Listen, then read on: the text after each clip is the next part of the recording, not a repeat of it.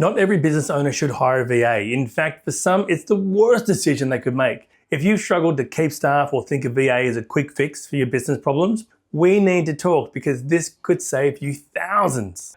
Sanz here, and today I want to talk about something we don't discuss enough in the outsourcing world. The fact that not every business owner is ready to hire a virtual assistant. If you've had a revolving door of staff in your office, if you struggle to retain talent locally, and you're thinking a VA might be the cheaper, easier solution to your problems, we need to have an honest conversation because a virtual assistant isn't a band-aid for poor leadership or a way to avoid developing management skills. Now, here's the uncomfortable truth. Let's be straightforward.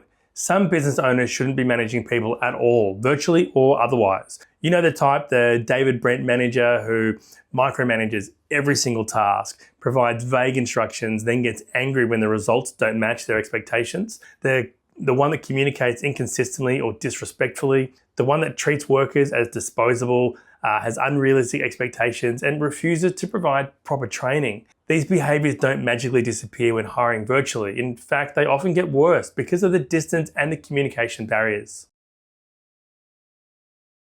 Now, I've seen property managers hire VAs with mindsets of, I can pay them less for the same work. They'll complain less than local staff. I can demand more because they need the job. If it doesn't work out, I can just replace them really easily. Now, if this sounds like you're thinking, I'm going to be direct, you're not looking for a virtual assistant, you're looking for someone to exploit. Now, that may sound harsh, but teams by design, we won't allow that behavior. Many outsourcing companies don't talk about this, but we do. We actively screen our clients, not just our VAs. Why is this? Well, because I've seen the damage done when we place good people with poor leaders. Demotivation and depression, anxiety and stress, loss of confidence, financial insecurity when they're suddenly let go, damage to their career development. These are real people with families, aspirations and skills and not disposable resources. And if I sense a client will treat them poorly, we have to decline the business.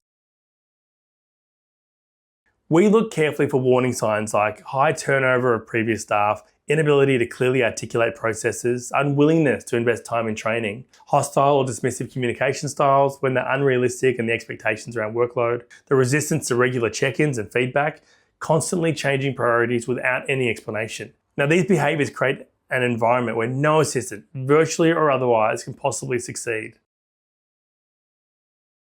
Now, if you recognize some of these issues in yourself and genuinely want to improve, there's hope. Here's how to develop into the kind of leader who can successfully work with a virtual assistant. The first, develop self-awareness. Take honest stock of your management style. Ask former employees for candid feedback. Recognize that if you've had a high turnover, the common denominator might be you. The second is to learn to document processes before hiring a VA. Practice documenting them clearly. Can someone follow your instructions without needing to ask questions? If not, revise them until they can. The third is building communication skills to be practice clear and concise and respectful communication. Avoid assumptions and learn to give constructive feedback without any blame. The fourth, start with project-based work before committing to a full-time VA. Try working with someone on a specific project. This tests your ability to delegate, communicate, and manage remotely. The fifth, invest in your own leadership development. Now, consider working with a business coach who specializes in management skills. Read books on remote leadership. Join mastermind groups with successful delegators. If you have an existing team, preparing them for a VA is just as important. Include your team in the decision to hire a VA. Address concerns about job security openly. Clearly define how responsibilities will be distributed. Create collaborative systems for working together and ensure your team understands the VA is a teammate, not a replacement. The most successful implementations happen when the entire team welcomes the VA as a valuable addition rather than viewing them as a threat.